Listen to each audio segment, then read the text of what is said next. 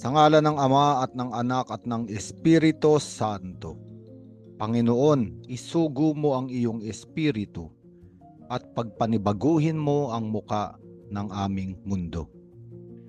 Sa araw na ito ay pinagdiriwang natin ang kapistahan ng mahal na Birhen ng Lourdes, kung saan ang mahal na ina ay nagpakita sa banal na si Bernadette at nagpakilalang pinaglihing walang bahid dungis, Immaculate Conception. At ang araw ding ito ay itinuturing ng simbahan na pandaigdigang araw ng mga may sakit. Kaya nga, isinasagawa sa maraming simbahan ang pagpapahid ng banal na langis sa may sakit.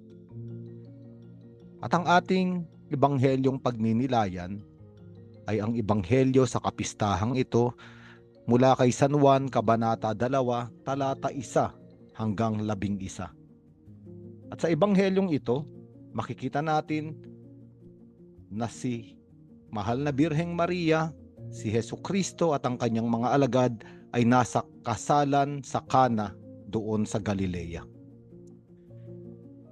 At habang nagdiriwang ng kasal ay kinapos ng handang alak.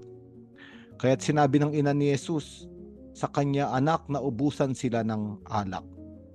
Sumagot naman si Jesus, "Huwag po ninyo akong pangunahan, ginang. Hindi pa po ito ang tamang panahon." Sinabi ng kanyang ina sa mga naglilingkod, "Gawin ninyo ang anumang sabihin niya sa inyo." At doon ay may 6 na banga na ang bawat isa ay naglalaman ng 75 hanggang 115 litro. Ang mga ito ay nakalaan para sa paghuhugas ayon sa tuntuning panrelihiyon ng mga Hudyo. Sinabi ni Jesus sa mga tumutulong doon, "Punuin ninyo ng tubig ang mga banga." At pinununga nila ang mga banga. Pagkatapos sinabi niya, "Kumuha kayo ng kaunti at dalhin ninyo sa namamahala ng handaan." Dinalhan nga nila ang namamahala ng handaan at tinikman nito ang tubig na naging alak. Hindi niya alam kung saan nanggaling iyon, subalit alam ng mga sumalok ng tubig. Kaya tinawag niya ang lalaking ikinasal at sinabi, "Ang masarap na alak ay unang inihahain kapag marami nang nainumang mga tao, saka inihahain ng mababang uri. Ngunit sa huli, ninyo inilabas ang masarap na alak."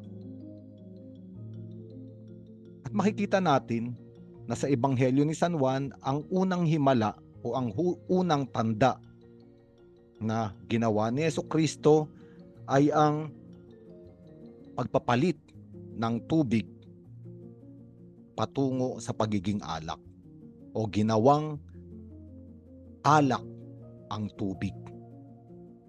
At mahalaga ito sapagkat sila ay nasa isang kasalan. At ang isang kasalan ay isang pagdiriwang. At ang isang pagdiriwang ay nagiging masaya lalo pangat mayroong alak. At ang kasalan sa panahon ni Jesucristo ay hindi isang araw lamang.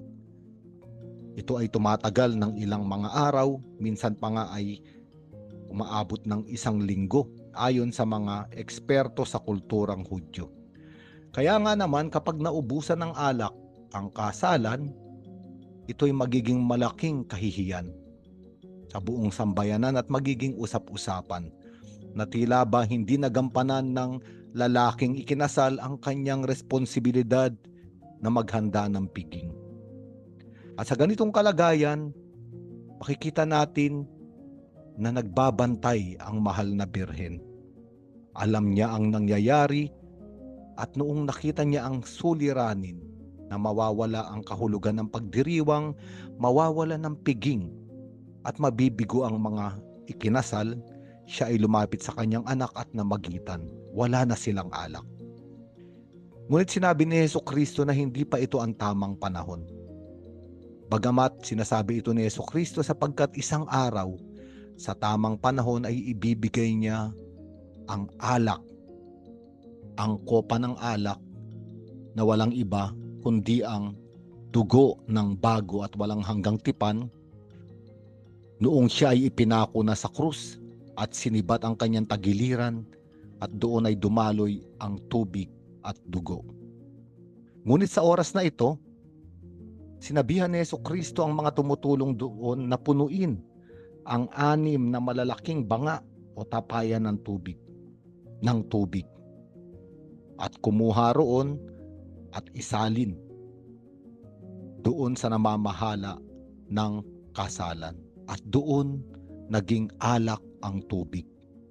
Ang ibig sabihin, ang mahal na birhen, ang nais niya ay maging kapistahan o piging ang buhay ng tao.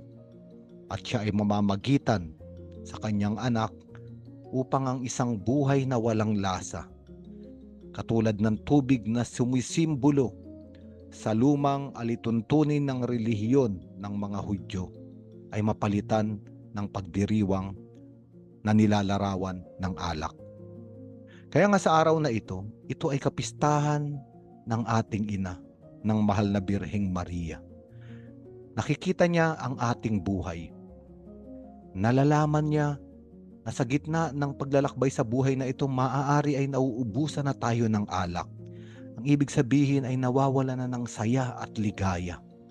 Wala ng piging. Tumatabang ang lasa ng buhay katulad ng tubig.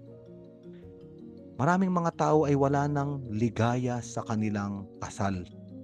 Hindi na sila maligaya o masaya sa kanilang asawa. Ang iba naman ay sumusuko na sa bigat ng kanilang mga trabaho, sa bigat ng kanilang mga suliranin. Iba't ibang uri ng kalagayan ng tao na maaari nating maihambing sa isang kasalan na unti-unti nang nawawalan ng alak, nawawalan ng kahulugan, nawawalan ng lasa. At sa araw na ito makikita natin na mayroong isang ina, ang mahal na Birheng Maria, na kumakausap sa kanyang anak. Para bang sinasabi at binubulungan ng kanyang anak na nakatingin sa atin, wala na siyang alak. Hindi na siya makapagdiwang. Bigyan mo siya ng kahulugan upang lumundag muli sa kagalakan. Kaya nga, ngayon ay pandaigdigang araw ng mga may sakit. At totoo, ang mahal na Birhen, doon sa bayan ng Lourdes sa Pransya, ay maraming napagaling sa mga pisikal na sakit. Ngunit doon din ay maraming mga kaluluwang ligaw, nawawalan ng pag-asa at walang pananampalataya, ang umuwing totoong gumaling, hindi pisikal, ngunit gumaling sa espiritual. Nanumbalik ang pananampalataya sa Diyos, at dahil dito, nanumbalik ang kahulugan ng buhay. Para bang isang tubig na naging alak, isang tubig na matabang na naging matamis. Kaya nga, napakalaking pasasalamat ang dapat nating ialay sa ating mahal na ina.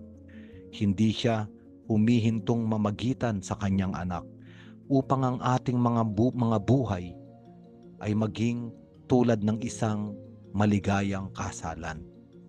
Isang buhay na may kahulugan, isang buhay na may kagalakan. Mahal naming ina ng Lourdes, ipanalangin mo kami. Sa ngalan ng Ama at ng Anak at ng Espiritu Santo.